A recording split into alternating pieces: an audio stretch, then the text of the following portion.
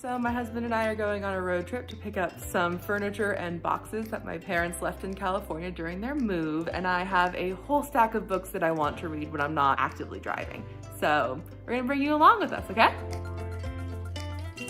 So right now I'm reading The Ruthless Lady's Guide to Wizardry, which is written by the same author as one of my current favorite reads, Unnatural Magic. I mean, the cover's the same and it's clearly the same world, like it's used the same words for magic, but like it wasn't clear if it was a sequel at all. And I just got to a scene where the daughter of two of the main characters from the first book showed up and introduced herself, and based on the back of the book, she's also the love interest. And I'm just so excited that I actually teared up. I guess I'm just a huge book nerd. Okay, so hotel stay number 1. Love the artwork. We're staying in the historic Wolf Creek Lodge, something like that. I'll put the right name here. And I got, I would say, somewhere between a third and halfway through A Ruthless Lady's Guide to Wizardry. And it's such a good book. And I think what I realized is that the plots are almost episodic. Like there is overarching connection, but you always have little, they'll learn something and that sort of arc will end, and then they'll go somewhere else and learn something else. And the real through line, like the plot's good, and the plot isn't just, you know, hanging for everything else, but the real through line is the characters and their relationships and how they grow as people. And it's just so amazing. Anyway, I read a lot today. Very excited to read more tomorrow.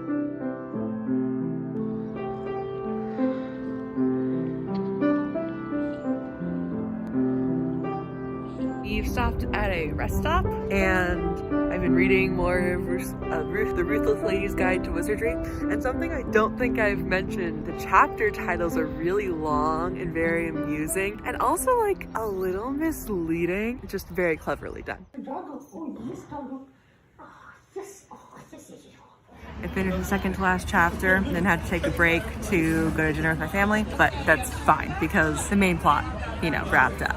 So we're good there. I was worried, you know, that it was gonna end on a cliffhanger, but it didn't, which is always nice. I finished it. Really good book. I really liked the ending. Really well paced, good characters, good development. I would maybe want the mom subplot wrapped up a little in a more satisfying way, but everything else in this book was great. I don't know if I would say it's better than Unnatural Magic, but it definitely like holds the course. After a night of staying with my uncle and taking a break from driving, I think I'm going to move on to Sourdough by Robin Sloan. This tells the story of a female engineer who ends up making sourdough bread, which, you know, is basically the story of my life. So I think it'll be a fun read.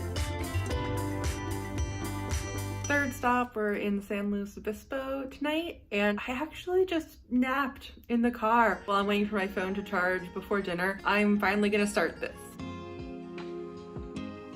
It's such a good book. It's made me tear up like 2 or 3 times already. It just feels so accurate. I guess I'm like a quarter of the way through. It's really, really good so far.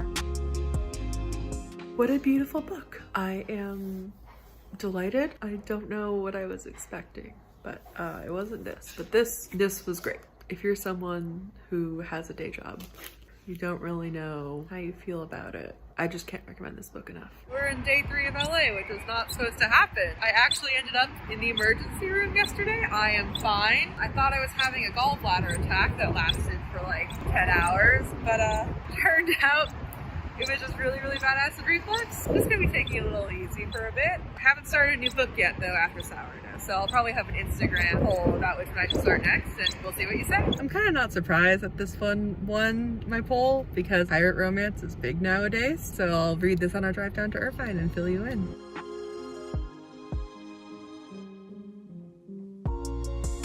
Good morning, and please forgive my hair. I've just taken a shower. So last night, I think you could probably tell it was dark outside, and once we got on the freeway, my husband could not let me have the light on in the car. I should probably invest in a reading light type thing for that situation, but from the little that I was able to read, I think I might have misunderstood the book title. The book subtitle is The Romance and the Reality of Life Among the Pirates, and I assumed that meant there'd be romance in it, but I think what the author was trying to communicate was that like, oh, there's the fiction of the romance of the pirates, and that's not real. People have romanticized pirates. Pirates were mean, bad people. I'm gonna keep reading a little bit more this morning, but if that's what it is, if I'm right, I'm probably not gonna finish this book just because it doesn't seem very fun in that case.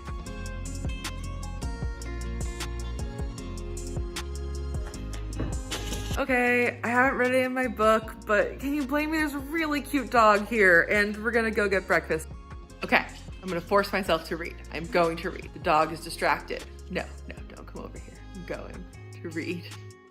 I'm so bored. This book is so boring. It's just a nonfiction book about pirates. There's nothing fun about it. I'm so disappointed by this book. If you know of any pirate romances, please comment them below. I'm gonna read Dangerous Liasons because that was the second choice in the poll. This copy of Dangerous Liasons is the same one that I read in high school, and it has all of my annotations. And I totally forgot that the very first page, like the title page, has an annotation about what a liaison is. This is a book about two terrible people just making life awful for, you know, quote, good, unquote, people. So like, I know what I'm getting into. It's really well written. I really like the styles, how they change between characters. We are back on the road, and yes, we have picked up a lot of the furniture. We're heading down to San Diego now, and we're gonna hit traffic, so I can read more of this. I woke up a little early, and I ended up doing some reading. This book, in the beginning of the book, the author states two themes, and one of them was something like, a mother should be careful with whom she entrusts her child, as if saying that like, oh, it's Cecil's mother's fault that Cecil trusted Myrtle, and that's how she became like corrupted. But honestly, like reading Myrtle's backstory and the fact that like she was also very secluded and like not told anything and not taught about relationships, I think that's really the message, that parents should like explain things to their kids and not, you know, avoid them or think that they won't find out in other ways when there's like a way to safely communicate things like that.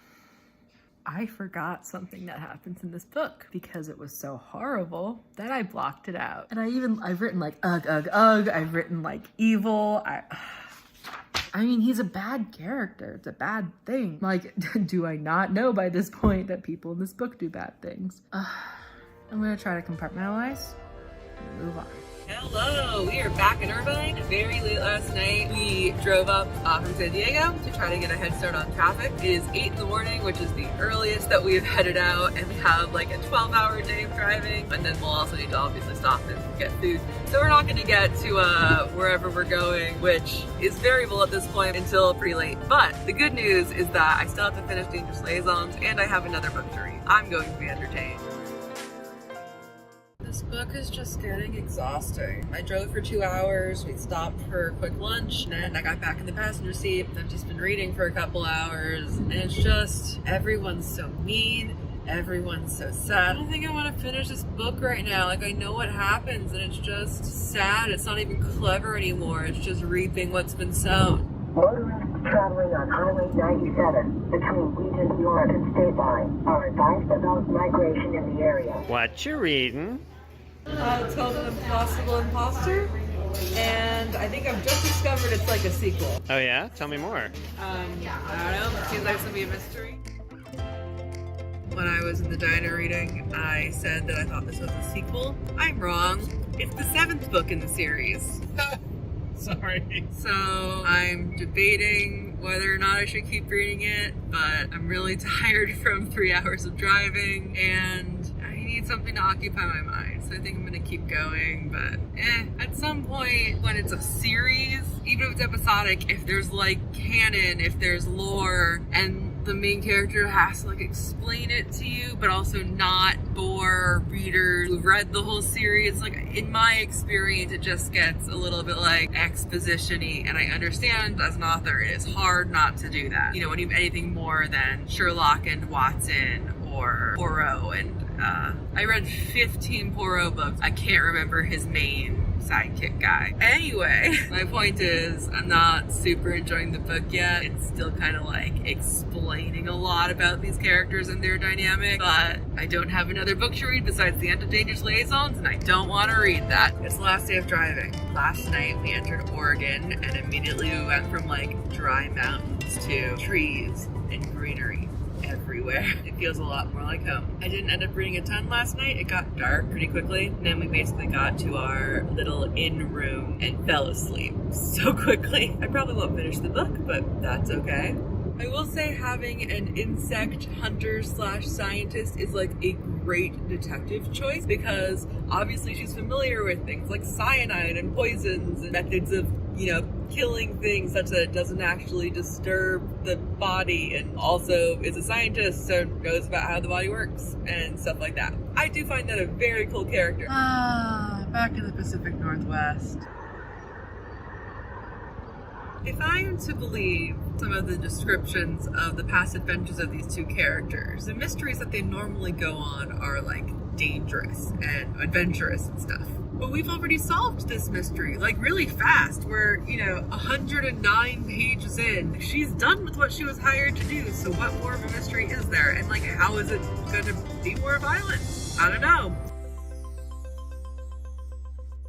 So we're back home. All of the furniture and books and other things that we brought home with us, we are slowly finding places for around the house. And honestly, I would call this trip a huge success. Not just in terms of the friends we saw or the places we stopped, but also just the enjoyment that I got out of it. I haven't had such a successful reading period in my life since high school, maybe even middle school. I read 2 full books on the road. I nearly finished a third, and a couple days after we got home, I did finish An Impossible Imposter. The plot did eventually get going and the writing style was kind of cool, but I was kind of bored, and worse than that, it felt like the characters kind of were. The narration often stressed how, oh, this had all happened before, this wasn't the most interesting kidnapping we've experienced, which, I don't know, as a reader, kind of made it less fun for me. Dangerous Liasons, it's a little disturbing. The Ruthless Lady's Guide to Wizardry, the sequel to Unnatural Magic, really good, great writing style, great characters. I just think it lost some of the zing that was in Unnatural Magic. But I completely understand, sequels are hard to write. And finally, Sourdough, top of my list. Everyone should go read it immediately, especially with the sourdough craze specifically during the pandemic, but also just this sort of feeling of our jobs not being what we want out of our lives. I think this book